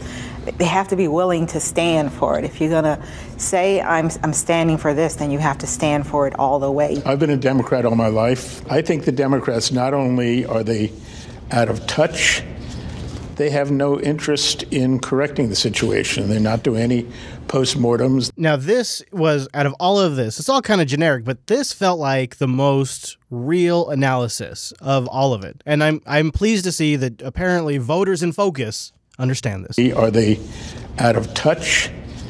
They have no interest in correcting the situation. They're not doing any postmortems. They're writing off, well, we don't own the White House because of Putin or because of WikiLeaks. What did WikiLeaks tell us, by the way? They, regardless of who was behind it, they confirmed that Hillary Clinton and the Democratic establishment are liars, and that they had their thumb on the scale, for Hillary Clinton. Well, so what are they basically saying? If we hadn't been caught lying, we'd be running the country right now. Exactly. So I'm glad that that's not lost on some of the people. It's not just you and I sitting here banging our heads with our listeners going, I know. So that's good. That's good. It's too bad that doesn't get the attention of the mainstream media. Well, it was on Face the Nation. Mainstream media, I should say. Yeah. You know what? Let's just stop talking about our damn emails, guys. It was just emails. Could we just stop talking about our damn emails? It was just emails. There's a little world news we have to get into here in the overtime from France. We now know who will be France's next president. Emmanuel Macron easily defeated Marine Le Pen yesterday. Tonight from Paris, senior foreign affairs correspondent Greg Palcott tells us what comes next. A changing of the guard and more in France. Outgoing President Francois Hollande with President-elect Emmanuel Macron at a World War II commemoration in Paris. At 39, Macron is the youngest French leader since Napoleon Bonaparte. He has never held elected office. It's unprecedented and unheard of, so we are in a new political era with a new political landscape. Do you have any thoughts on this? Not so far, no. Yeah, I don't really either. What I guess so far my thoughts are there was a lot of news about how Russian hacking was trying to sway voters to go a different direction, and now that the candidate that supposedly the Russian hackers were against won, where does that leave that Russian hacking narrative? Because the guy that supposedly they were hacking against and that WikiLeaks had documents on that were supplied by Russia, he got elected. So where does that leave us? Now, I know what I'm going to be doing. If this gets much worse, Noah's going to be filling in for me on a few more shows while I load up Lady Jupes, take the drone, and head over to Stanford, because apparently we have ourselves a little disaster. The Washington Post reports on the tunnel collapse at the Hanford nuclear waste site in Washington. Not Stanford. Hanford, you'd think I'd know since it's in... wait, now look at this, dude. I just paused this. CBS frickin' Morning News has it up at Washington, D.C.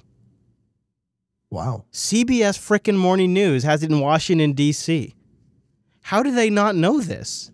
Their graphic is wrong. It's in Washington State, my Washington, here on the Pacific Northwest coast. And it says in the text, it says Washington State. But yeah, they put the marker in the wrong place. Washington State.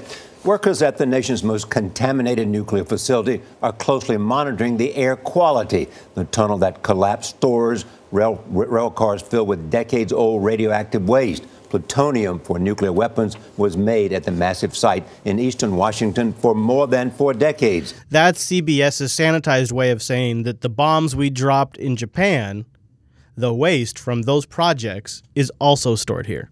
John Blackstone is outside the site, which is nearly half the size of Rhode Island. John, good morning. Good morning. Well, the motto on the sign here at Hanford, where safety comes first, will be put to the test today as crews attempt to determine what caused the ground above this tunnel to collapse. Now, there's been no radioactive release detected, but experts say that this shows the deteriorating conditions at this troubled nuclear facility. So if I am not on the air next week, this probably went bad. And if you get cancer after that, it went real bad. You know, there is a group of people here in Washington that live near this area that they excuse me, as I have a little cancer myself, they would tell you that their thyroid issues are from this site. I have no idea if it's true, but there's been several attempts to start like class action lawsuits and to get groups of community members together to go after them. On Purex tunnel for a possible collapse of the tunnel. Nearly 5,000 workers took cover Tuesday morning after a 20 by 20 foot area of soil collapsed over a tunnel used to store contaminated radioactive materials at Hanford. Yeah, the other thing to consider is this is near the Columbia River. James Lopez's girlfriend works at the site. It's pretty scary. They put her in a room and they cut off all the ventilation so that the outside air couldn't get in. The breach happened near the center of the 500 square mile nuclear complex. Old rail cars used to transport plutonium and uranium are now stored in wood and concrete tunnels covered by about 8 feet of soil. Isn't that fascinating? They just put the whole train car in there. The whole thing's fucked. They got to put the whole thing in there. Dirt collapsed into the tunnel. Nobody's involved. There's no people involved. Hanford emergency operations official Destry Henderson updated the public on Facebook. No signs of a radiological release. Additionally, no employees have been injured. Hanford is home to 56 million gallons of radioactive waste. All of the waste from the Manhattan Project, which tested and built the atomic bomb during World War II. Oh, they did put it in here. Is buried there. The facility has been closed for nearly 30 years, but 9,000 people now work at the site on a massive cleanup effort. Did you hear that number? 9,000. 9,000 people work there to clean that place up. 9,000. And I gather that more modern plants have much cleaner output. Like that's one of the things is Hanford has like the worst of our worst. Like when we were when we were learning how to do this stuff. And that modern plants don't really have that level of, I don't know. I probably shouldn't talk out my arse, but from what I've been told by people who know, it sounds like things are better today. But the issue is the things that we created decades ago, we still have to do something with them. And guess what? Hanford's it. Right here in my neck of the woods, dude. In fact, some of the people that saw you and I at Linux Fest Northwest had to drive right past that place to go. Really? Yeah, like Albert. Yeah. Yeah. I wasn't aware. Yeah, it's pretty crazy. Did you hear about Sally Yates doing some testimony, talking about Flynn and all these? Let's do a little bit of that here in the overtime. Good evening. Welcome to Washington. I'm Brett Baer. Hey, Brett. A former Justice Department lawyer fired by President Trump says she tried to warn the incoming administration about General Michael Flynn as National Security Advisor, saying he could be possibly blackmailed by the Russians. She told her story today for the first time on Capitol Hill. President Trump issued a prebuttal before Sally Yates ever took the stand and tried to deflect blame onto Yates and President Obama. How information leaked, who leaked it, the unmasking of names, and the question about collusion, all covered today in the hearing. Chief Intelligence Correspondent Catherine Herridge was at that hearing. She joins us now from Capitol Hill. Good evening, Catherine. Well, thank you, Brett. The hearing wrapped here on Capitol Hill just 15 minutes ago with the former acting attorney general testifying that she warned the White House counsel multiple times about Flynn and the potential for blackmail. We felt like it was critical that we get this information to the White House. Now, I actually thought about cutting directly to this point of the clip, not showing you the video, and telling you that this was Elizabeth Warren. Because listen to the way this woman talks and tell me it doesn't sound exactly like Elizabeth Warren. Are you ready? So picture Elizabeth Warren in your mind and tell me it's not identical. We felt like it was critical that we get this information to the White House. Did you hear it? Isn't it? Doesn't it sound exact? It's so weird, man. Very convincing. Testifying before a Senate committee, Obama administration appointee Sally Yates broke her silence. Because the vice president was unknowingly making false statements to the public. The former acting attorney general testified that she met twice in person and had a phone call with the White House counsel Don McGahn because the White House said the incoming National Security Advisor Mike Flynn did not discuss sanctions in late December with the Russian ambassador, when intelligence transcripts showed the opposite. Not only did we believe that the Russians knew this, but that they likely had proof of this information. God, I can't unhear it now. It's so Elizabeth Warren. It's weird, man. Like if I wasn't showing you her screen right now, I could totally be playing these clips and tell you it's Elizabeth Warren, and I don't think you would argue with me. No. It's so weird. Okay, anyways, I won't interrupt again. I think I find speech patterns to also be something fascinating to just sort of analyze. Not only did we believe that the Russians knew this, but that they likely had proof of this information. And that created a compromise situation, a situation where the National Security Advisor essentially could be blackmailed by the Russians. What do you think of this? So Michael Flynn, he was also previously hired by the Obama administration. In fact, his trip over to Russia was during his time working with the Obama administration. They didn't have a problem with it. However, I think there is some point to if there's financial ties with the Russian government and things of that nature, that you are maybe in a more slightly compromised position, just like I would have an issue with an FCC commissioner having formerly worked for telcos. Right. Yeah. I mean, I think he got kind of snowballed, and I think that we don't know what the exact context of the conversation is because it hasn't been released yet. But if he just said, hey, if somebody from the Russian government said, hey, these are some of the issues that here are some of the concerns that we have with these issues. And he said, yeah, maybe we can do something about that. Is that really inappropriate? I don't think so either. If that was the extent of it, yeah. See, the whole thing still feels like a bit of a witch hunt then to you. Is that what you're saying? Yeah, very much so. But you know what? Here's the bottom line.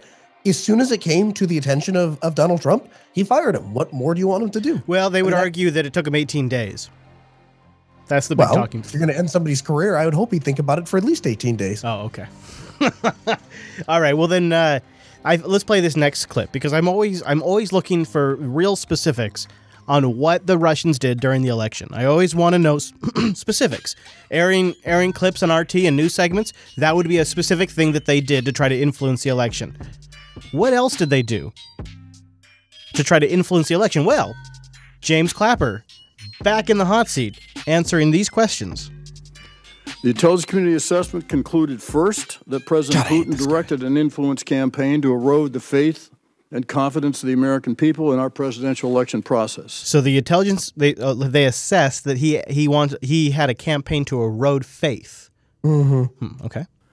Second, that he did so to demean Secretary Clinton, and third, that he sought to advantage Mr. Trump.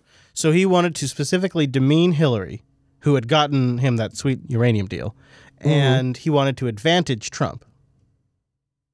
I could believe this, but for different reasons than what they imply. I could believe this because Hillary had a pro-military action stance in Syria. She was obviously pro what happened in Libya. She was very much more like double down on Syria type policy. And Russia didn't like that. So I could see them preferring Trump, who at the time was very much more isolationist, less involvement, stay out of Syria, let Russia knock the hell out of ISIS. If I was Trump, I'd probably be pulling for Hillary. Okay, so I can buy some of this, not for the reasons they're telling us, but I could see motivations. These conclusions were reached based on the richness of the information gathered and analyzed and were thoroughly vetted and then approved by the directors of the 3 agencies and me. These Russian activities and the resultant assessment were briefed first to President Obama on the 5th of January. 5th of January. So not before the election. Then to President-elect Trump at Trump Tower on the 6th. The 6th of January. And to the Congress via a series of 5 briefings from the 6th through the 13th of January. None of these dates are before the election, which the Hillary Clinton campaign says they were. Right. They have no effect. That's all after the Hillary Clinton campaigns is like they're all over the place, all over the place, saying that Barry didn't do enough. Barry didn't do enough. Barry knew what was going on. He should have done more. Well, it sounds like he didn't get briefed until January 5th, which, if I did my math right, would be after the election. Did you carry the one? Yeah, I did. Now, there's been a lot of strong reactions to the firing of James Comey. Here's a little collection of some of them. President Trump's decision to fire FBI Director James Comey stunned Washington and is sending shockwaves through the agency. Tuesday night massacre. Let's play hardball. It's a grotesque abuse of power by the President of the United States. Again, disdain for the presidency. This is bigger than Trump. It's about America. People are calling it a constitutional crisis. We're in a full-blown constitutional crisis. An absolutely bizarre statement for this bizarre president to make. And Donald Trump, in writing that sentence that he clearly couldn't hold back on, is raising his own potential criminal liability. A little whiff of fascism tonight, I think it's fair to say. I don't care about the law. I'm the boss. It's understandable that people are comparing it to Watergate. This is the kind of thing that goes on in non-democracies. Oh, non-democracies. This is a terribly dangerous moment in American history. Has there ever been anything that rose to this level other than the Saturday Night Massacre in the time that you've been an observer of American politics? I can't think of it. I've heard some people call this a dark day for our democracy. This is no longer about Donald Trump.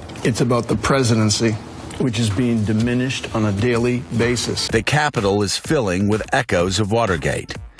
And the question this morning is whether the centuries-old system of checks and balances will swing into action. Oh, my goodness. Well, your Unfilter show will be here to watch what the hell happens, whatever the hell happens. We appreciate your support.